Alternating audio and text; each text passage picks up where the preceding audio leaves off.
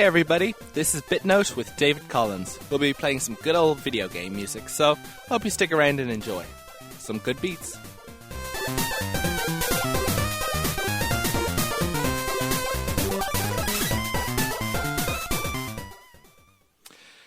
Okay, everybody. I decided to do something a little different for this show. You may have remembered that a while back I had my bike stolen, so I decided, out of anger, to make the entire show devoted to the theme of bicycles. So video games that have bicycles or not. Well, the truth is, sometimes I feel that this show just, I'm playing a lot of great songs and I'm talking about it, but there's not always a lot of continuity. I like diversity. But I decided that for this show, I'm going to have actually a theme. And I sort of came across the theme by accident, and I sort of ran with it.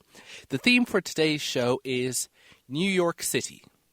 Yes, I chose it more because it provided a lot of material rather than any particular sentimental value on my behalf. Although I have been to New York City, and I have to say, it contains a lot of skyscrapers. But let's move on to pretty much the first game I ever played that gave a really true, accurate, in my mind, great depiction of New York City in a video game. It is from CJ in the USA.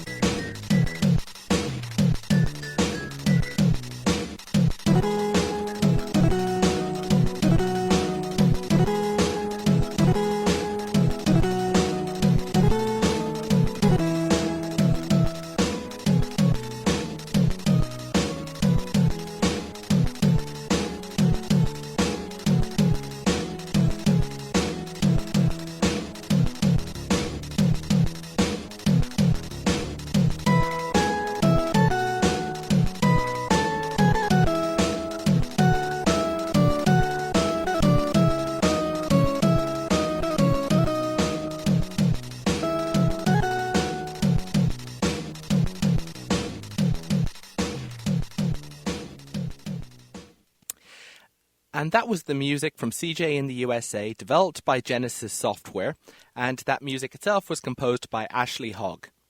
It was published by Codemasters.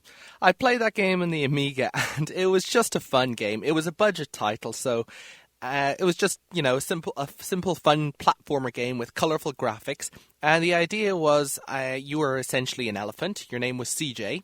And essentially, I think your relatives have been kidnapped and brought to the USA. So you try to go over there and, get them back and stuff. Something.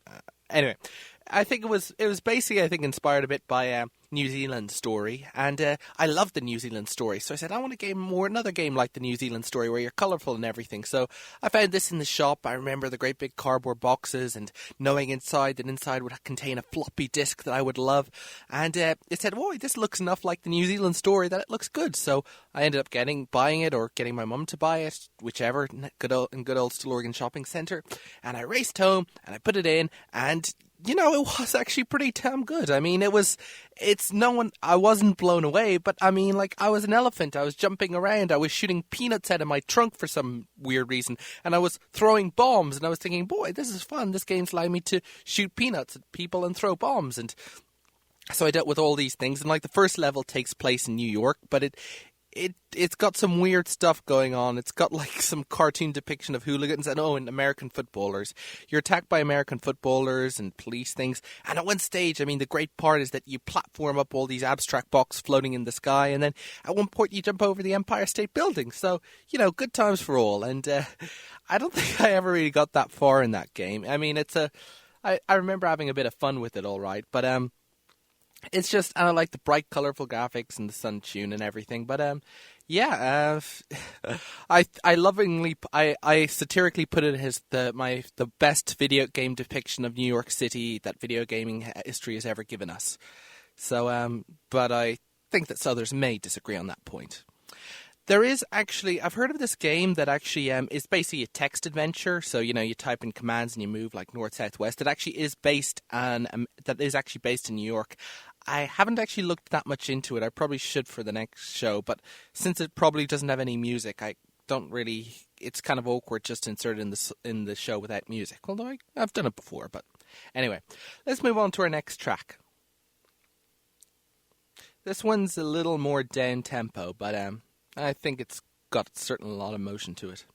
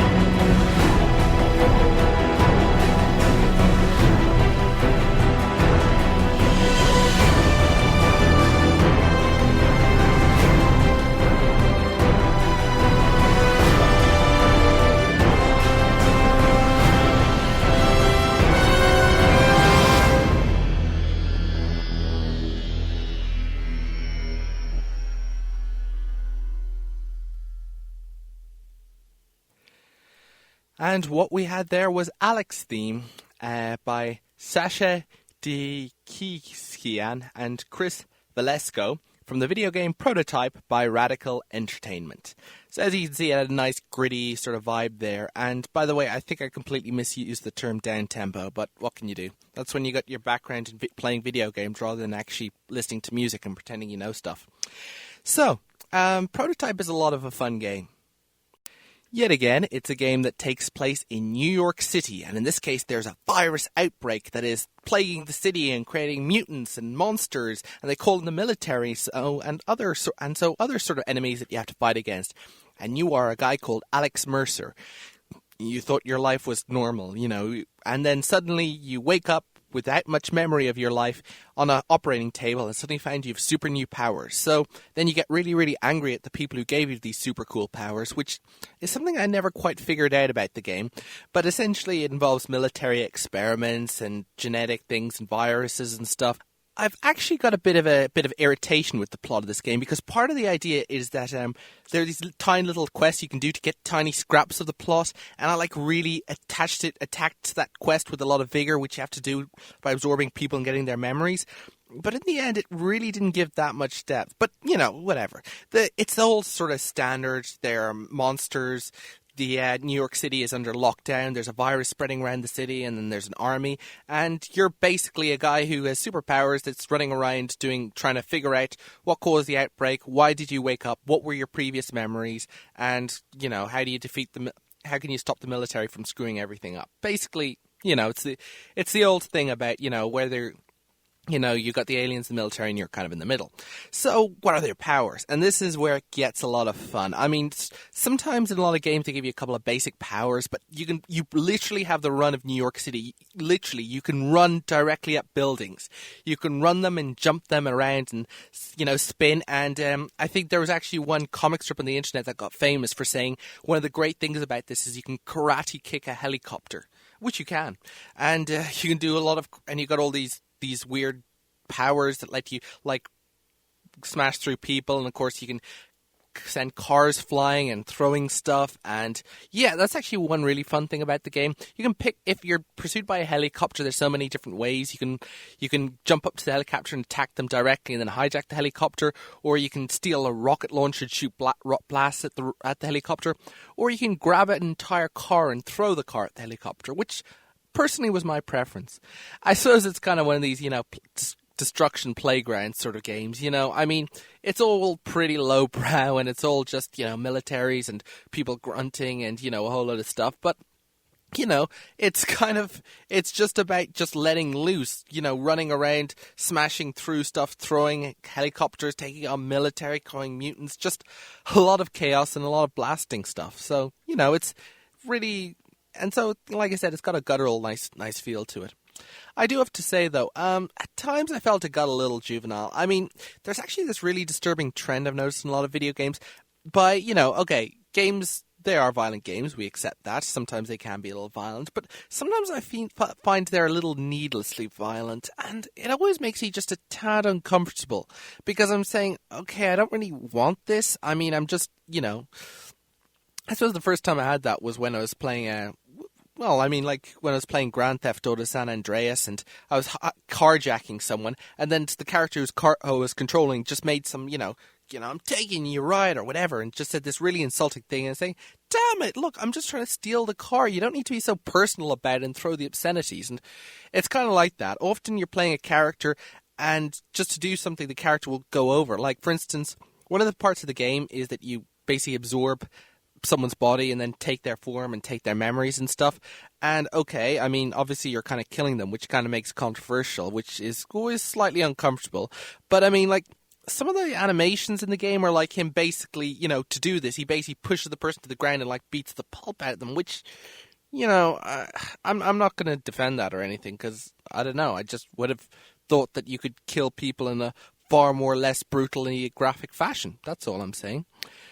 And yes, I realize this is pretty screwed up. Your morals really do adjust when you're playing video games. I mean, it's like there are things that you just suddenly start accepting when you're playing video games that you'd never accept in real life. And the fact that, I mean, given the amount of chaos you're playing in this game, it's kind of impossible not to get a huge amount of bystanders killed. I mean, when you throw a car at a helicopter, the helicopter will fall on something. When you blow something up, that'll happen. Sometimes you're just running through the street and you'll slam into someone at full speed, and because you're invulnerable and they aren't, they might sort of come off worse for wear. It's, like I said, it's kind of sometimes gamers even have a bit of a dark humor about all the bystanders. Like I said, don't mind in that respect. All the bystanders are really just two-dimensional cardboard cutouts. Most of them, you'll pretty much see that in early games, you'd see this exact same bystander, the exact same model all around the place. And they barely talk, they barely communicate, you barely learn anything about them. But so suddenly you could end up in this thing where you're driving a car, for instance, and the fact that maybe it's slightly faster driving on the pavement, you don't exactly counter the fact that there might be people on the pavement into the equation. There's a lot of controversy of games I've had in the past, and of course, to be honest, most people do not understand the drastic gulf between video games and real life. For instance, I would never in real life go out there, pick up a car and throw it at a helicopter. That's just something I would never do.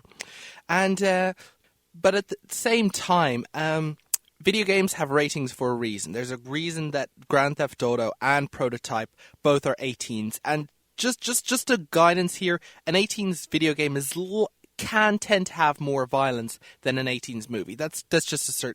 So they exist for a reason. And I remember one time when I was a kid, I wanted a game of Quake in the game shop, and I pleaded with my mum, but my mum saw that it was 18s or whatever, and she said, "No, you're too young for it." And I was very happy for that, because later on I played that game in a friend's house, and I didn't think it was all that great. So I was kind of glad I didn't get it. So why don't we move on to our next New York video game based song. This is actually another game, open world game, but this is from something you might be slightly more established. Have a listen.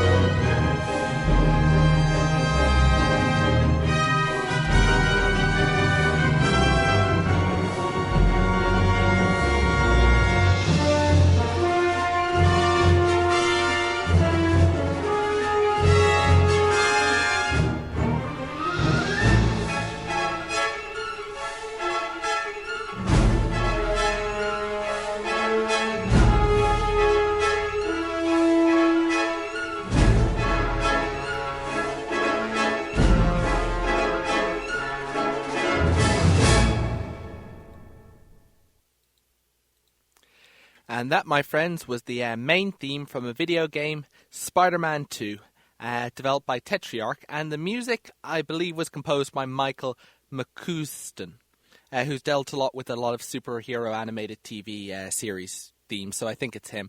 By the way, there's also a German industrial band, KMFDM, which was also involved with a lot of music in the game, but I don't think it was them because that theme track didn't sound very industrial. I don't really listen to much industrial, but I think it involves more louder noises. Anyway, this game is actually a lot of fun, Spider-Man 2. I mean, normally, it's generally taken by a lot of gamers that if a game is based on a blockbuster movie, that it's going to suck, really. I mean, this used to always be the case. I remember playing classics like Aladdin on the Mega Drive, which were a lot of fun, and I mean, in fact, being part of a movie almost made the game better in some ways because they had an existing mythology and world to work with and people could take inspiration from it. And of course, 007 GoldenEye, classic example of a great game based on a movie. And indeed, the very first game ever created, Space War. Well, unless you can discount Tennis for Two, but that was based on oscilloscope. But Space War was actually based on a movie of the same name. I mean, it wasn't official or anything, but movies and video games go back, their history goes back a long way. And in terms of Spider-Man 2, they take the plot, which is decent, but, a little like Prototype, you've got this whole city of New York to run around in. I mean, this is kind of by this whole sandbox game we're going for here. I never really discussed the sandbox genre, but it kind of took off with Grand Theft Auto 3, which was, I mean, obviously the previous two Grand Theft Auto games had 2D versions of this, but it really took off with Grand Theft Auto 3, which was interestingly set in a city called Liberty City, which was very like New York. And indeed, for Grand Theft Auto 4, they pretty much reproduced that city.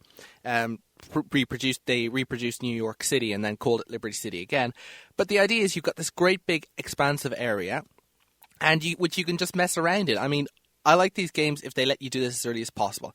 And the fun and the great ways that these games success is if you just don't mind specifically and are just going around crazy, doing stuff, hijacking cars, well, you know, in Grand Theft Auto.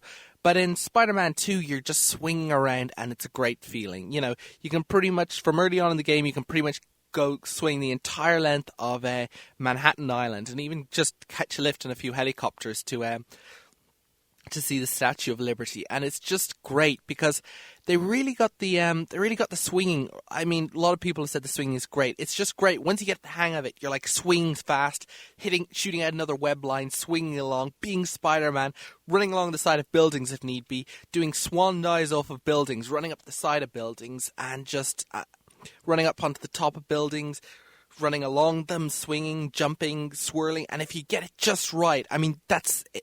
It's just amazing. You just swirl through the city and shoot through it and get through it. I mean, it's just that feeling of like blasting through the city at speed and try to get someplace. It's just a great feeling, especially when it comes together.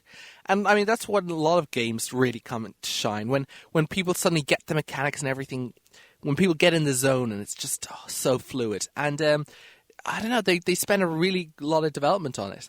Another great thing about the game was it had actually a decent fighting system as well. I mean, this is Spider-Man, of course, so we're talking a bit of cartoony fighting. But I mean, like, a lot of combat systems in video games, they're like, you know, a bunch of little miniature models. They're all nice in their own, and maybe I put them in sequence and it's kind of nice. But with Spider-Man, it was like little bits of Lego, each with their own distinctive things. I mean, you could put them together in so many different combinations. You could shoot a web line at an enemy and pull him towards you, and either you could like dodge out of the way so he slams into the wall behind you, or you could give him a huge punch and punch him backwards. Or you could punch him upwards, then jump up and punch him several times in the sky. I mean, it had this really weird physics-defying thing where basically you could jump into the sky, shoot a web line at someone, pull them right up towards you, beat them up, then jump off their body further into the sky, shoot a web line below towards them, pull them right up to where you are. I mean, it completely breaks the laws of physics in every conceivable way. But it was fun, and I think that's what matters. The plotline followed the games. It was just great. It was just a good example of a licensed video game. Okay. So, while we're on the topic of Grand Theft Auto, let's play Grand Theft Auto 4, which, as I said, has Liberty City, but it's really a takeoff of New York City. They literally had teams of photographers going to New York and captured many aspects of the city in stunning detail. So, what you have right now is called Soviet Connection by Michael Hunter from Grand Theft Auto 4 by Rockstar North.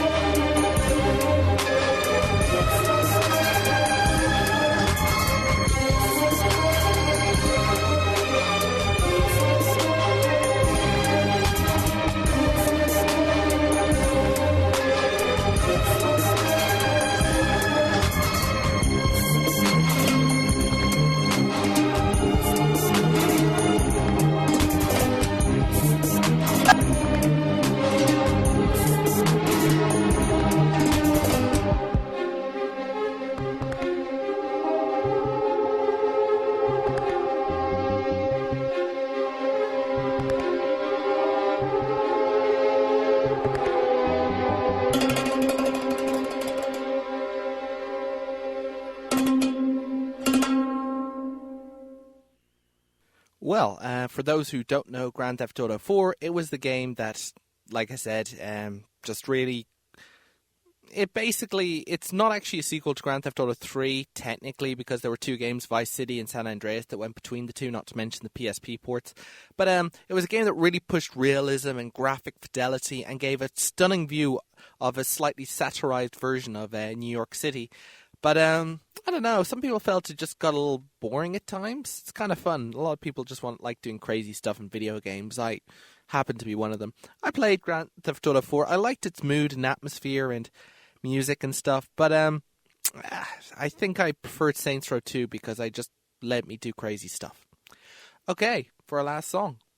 For the last song, I am playing the ending, of course, as is traditional, to an arcade game that's set in New York. I think that arcade games just don't get enough credit. There are some classic arcade games, some brilliant ones, and this one is Gunblade NY. It was developed by Sega, and the music was composed by Naoki Tokiwa and Kentaro Koyama. And by the way, Kentaro has apparently done a lot of Sega stuff as well.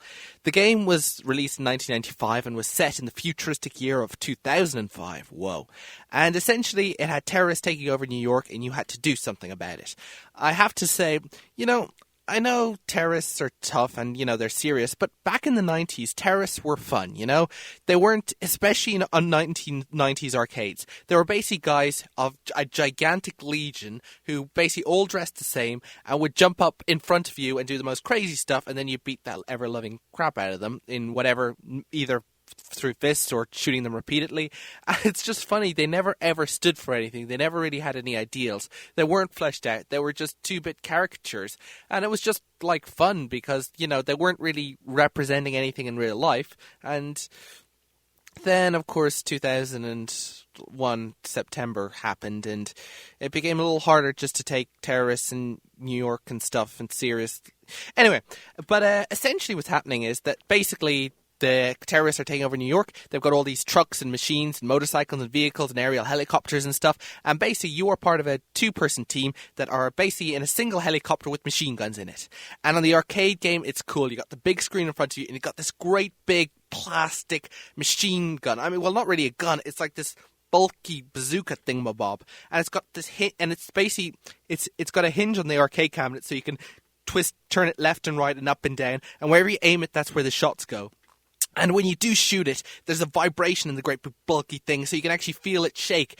And, I mean, it's great feedback. It just gives it there. And then everything's so over the top. When you shoot a terrorist with these, yellow potato things, they jump over, they fall back, and if you shoot them a few more times, they fall over and blow up. And then you just keep doing this repeatedly to all these things. And, and it's just a heck of a lot of fun. Just pure adrenaline, pure thing, pure frantic action, trying to shoot all the missiles before they hit you, trying to blow up all the vehicles and trucks before they get to you. It's just really frantic, a lot of fun, and just, very visceral.